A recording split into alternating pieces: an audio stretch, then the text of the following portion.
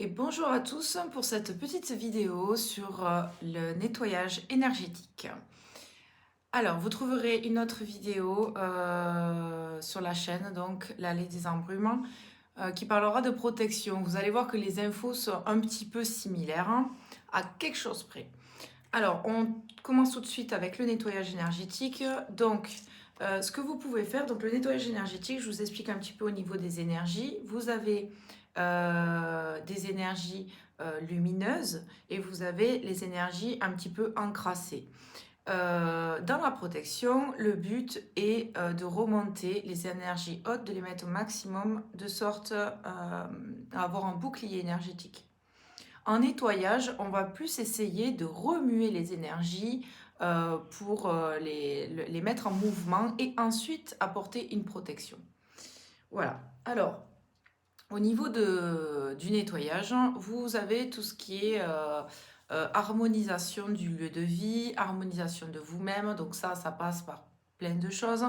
Dans la maison, on peut faire de l'harmonisation, par exemple, avec les meubles, avec votre déco. Voilà, d'avoir quelque chose dans lequel vous vous sentez bien. Et qui soit assez ouvert, qui soit aéré. Voilà. Vous avez les boules en cristal. Les boules en cristal qui vont se charger de lumière, qu'on pose devant les fenêtres. Elles vont se charger de lumière. La lumière va être diffusée à travers la boule et va vous permettre de nettoyer un petit peu la maison et de la protéger. Il y a une double utilisation.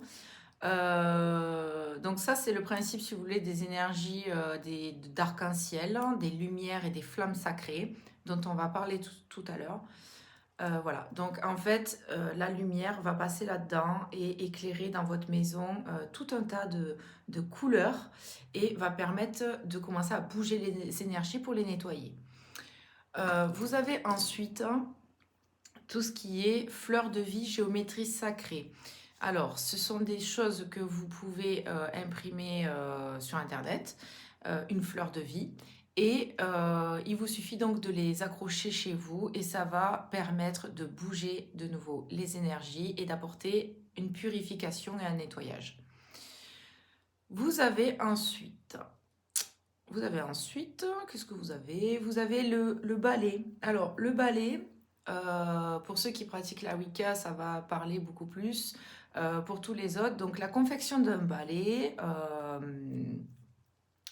on va, on va rentrer dans le stéréotype de la sorcière, mais le balai est un outil assez efficace pour nettoyer les mauvaises énergies. C'est un outil qu'on va placer derrière la porte d'entrée, que les personnes vont enjamber. Je vous l'accorde, c'est pas très pratique, mais on peut tout aussi bien le mettre sur un mur et donc quand on va passer devant, le balai est fait pour nettoyer les énergies et bloquer les mauvaises. Donc pourquoi pas apporter à votre déco un petit balai qu'on mettra au mur et qui va venir un petit peu chasser les énergies quand les gens vont rentrer chez vous, qui ramènent pas leurs mauvaises énergies, ça va rester là-dedans et ça va nettoyer. Le plus utilisé pour la purification des énergies, c'est l'encens et le fagot de fumigation. En fait, tout ce qui est fumé, tout ce qu'on va brûler et la bougie. Alors, le fagot de fumigation ou l'encens, peu importe comment il est conditionné, vous pouvez avoir des grains comme ceci. Donc là, c'est de l'oliban, hein, il y a toutes les variétés possibles. Donc là, avec l'utilisation d'un charbon et d'une petite grille, vous posez les graines dessus, le charbon dessous, vous allumez et ça va diffuser donc cette fumée qui va être un peu pesante pour les mauvaises énergies et qui en plus, ben, comme je vous l'ai dit, va faire bouger toutes les autres et va permettre un petit nettoyage, une remise à niveau, un équilibre, un meilleur équilibre des énergies autour de vous. Vous avez les fagots de fumigation, hein, donc voilà, qu'on trouve maintenant un petit peu partout, que je propose aussi dans les box bien-être, hein, sur l'allée des embrumes. Voilà, alors pareil, vous avez tout un tas d'herbes qui correspondent à des bienfaits et à des vertus. Le laurier est un protecteur. Vous avez le thym pour nettoyer, vous avez la sauge, il y en a tout un tas, il y en a plein. Voilà, ça c'est quelque chose qui va vous permettre un petit peu d'avancer sur le nettoyage. Vous avez aussi, donc, comme je vous le disais, tout ce qui consume, donc forcément le feu, la bougie. Alors, le fait d'allumer une bougie, donc vous allez travailler avec l'élément feu et air. L'air va vous permettre de créer le mouvement énergétique et le feu va venir consumer tout ce qui n'est pas, tout ce qui n'est pas lumineux. Voilà. Donc, on peut bien sûr consacrer et ritualiser les bougies. Par exemple, vous pouvez très bien mettre dessus ce que vous avez, ce que vous voulez vous débarrasser. Donc, vous allez marquer énergie, douleur, néfaste, énergie basse, mal-être, tout ce qui ne vous va pas, vous le marquez sur la bougie. Et quand vous l'allumez, vous posez l'intention et vous la consacrez au fait de brûler par son feu tout ce que vous aurez marqué sur la bougie. Donc tout ce qui est mal. Voilà. Le fait de consacrer un objet ou quelque chose, ou d'apporter une prière ou une demande à ce que vous allez mettre en place comme outil, ça va permettre d'avoir une plus forte portée énergétique sur les outils. Quand vous allez mettre le feu à un fagot ou de l'encens, le fait de dire et d'apporter une demande claire et de porter une intention là-dessus, ça va encore plus donner de l'impact à ce que vous faites. Donc c'est très important quand vous brûlez une bougie, de l'encens ou que vous mettez un gris-gris porte-bonheur dans votre maison, de toujours demander à vos guides ou à l'univers, si vous n'avez pas de croyance particulière, vous demandez à l'univers de nettoyer de par cet encens l'atmosphère de votre maison, votre aura, que ce gris-gris vous apporte chance et bonheur, etc., etc. Voilà. Alors, nous avons aussi les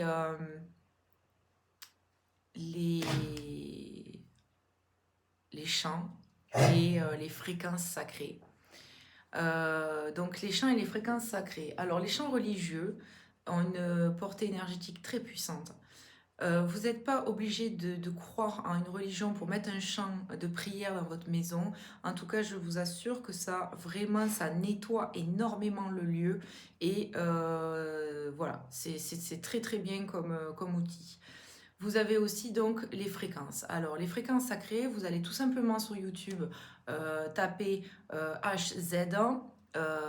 Nettoyage, purification, il y a tout un tas de playlists qui va vous sortir. Et donc ça, c'est basé sur les fréquences sacrées du solfège qui sont très très bonnes énergétiquement. Voilà, donc ne pas hésiter à mettre chez vous 1 heure de musique comme ça pour un petit peu dégager les énergies. Voilà, on laisse les fenêtres ouvertes, que ce soit quand on brûle de l'encens ou quand on écoute des chants comme ça, on essaie d'ouvrir la maison. Si vous n'êtes pas dans la maison pour les chants, c'est encore mieux. Ça nettoie la maison. Parce que ça peut être un petit peu fatigant pour certaines personnes. Si elles sont lourdées d'énergie néfaste, ça va être un petit peu fatigant pour elles. Donc le mieux quand même, c'est de mettre le chant de prière et de partir de la maison. Voilà. Vous avez aussi les pierres, la lithothérapie, les pierres minérales. Alors là, par exemple, je vous ai sorti un quartz fumé. Voilà, le quartz fumé qui, lui, va aider à dissiper un petit peu un mental embrumé, qui va aider un petit peu à voir plus clair, donc il va nettoyer, hein, voilà. Donc voilà, vous avez tout un tas de pierres comme ça, et encore une fois, il faut faire un petit travail de recherche pour savoir laquelle est faite pour vous. N'oubliez surtout pas de les purifier et de les recharger. Vous pouvez les purifier en les passant dans la fumée d'un encens. Vous pouvez les purifier en imprimant une fleur de vie et poser votre pierre dessus. Voilà. On va parler maintenant des prières et des demandes que vous pouvez faire tout simplement sans mettre d'objets ou d'outils en fonctionnement. On peut simplement on le fait pas souvent, on n'est pas forcément habitué à ça. Et pourtant, c'est le moyen le plus rapide et le plus simple. C'est tout simplement de faire appel à vos guides, à vos anges, à vos dieux, si vous avez des croyances, à toute entité qui pour vous est bonne pour vous. Ça peut être des ancêtres qui sont encore là, enfin pour vous ils sont encore là, et qui veillent sur vous. Vous demandez à toutes ces personnes-là, à toutes ces entités-là, vous leur demandez un nettoyage de votre maison, que les énergies négatives et néfastes soient dissipées de votre foyer et de votre aura. Vous les remerciez toujours pour la grâce qu'ils vous accordent. Et voilà, c'est un moyen très très simple d'obtenir un nettoyage énergétique. On va à présent aborder la flamme violette. Alors, je vous parlais tout à l'heure d'arc-en-ciel, de lumière sacrée, de flammes sacrées.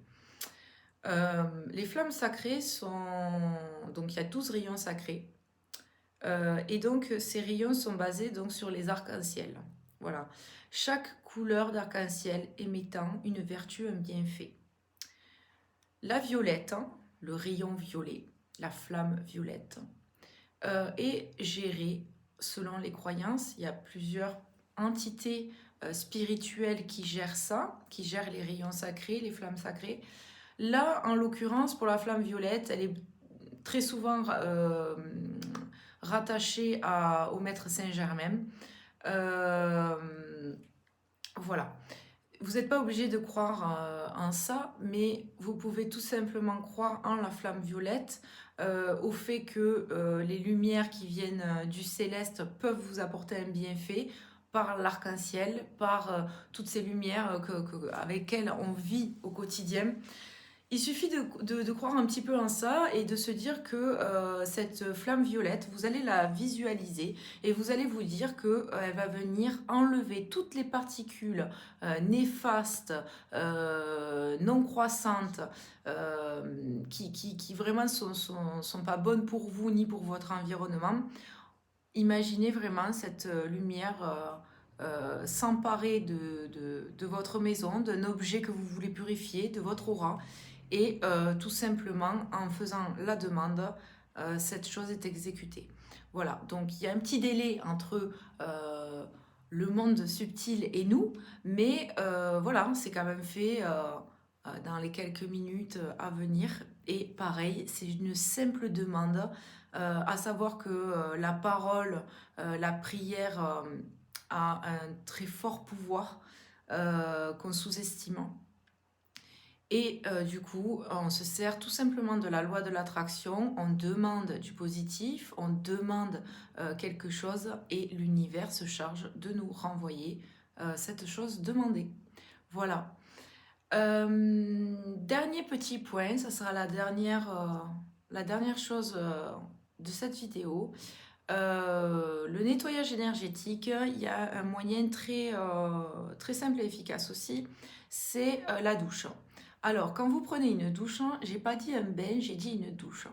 La douche, vous allez faire couler l'eau, l'eau part au contact de votre peau, elle va se charger aussi des énergies de votre aura. Donc, quand on prend une douche, il est judicieux de demander à vos guides, à toutes les entités que vous pensez être bonnes pour vous, de vous nettoyer de par cette eau qui coule sur vous, qu'elle se charge de tout ce qui est négatif pour vous, qui ne vous sert pas à évoluer, qui ne sert pas l'amour et la lumière. Vous demandez à ce que tout ça soit emporté par l'eau, et vous remerciez les entités à qui vous demandez. Voilà. La douche est un excellent moyen de se décrasser autant au sens propre que spirituellement. Voilà. J'ai fait le tour, hein, voilà. Ce sont pour cette vidéo donc de nettoyage énergétique et la deuxième vidéo qui est protection énergétique. Ce sont des vidéos courtes, hein. Le but n'était pas de vous faire quelque chose de grandiose, le but était juste de vous donner des astuces, hein, que vous puissiez les mettre en place rapidement, facilement à la maison, sans avoir aucune connaissance occulte. Voilà, j'espère que ça va vous servir à tous. et que ça vous permettra de rééquilibrer les énergies autour de vous, pour vous et chez vous. Voilà, je vous souhaite une excellente année 2022 puisqu'aujourd'hui nous sommes le 1er et je vous dis à très vite dans d'autres vidéos.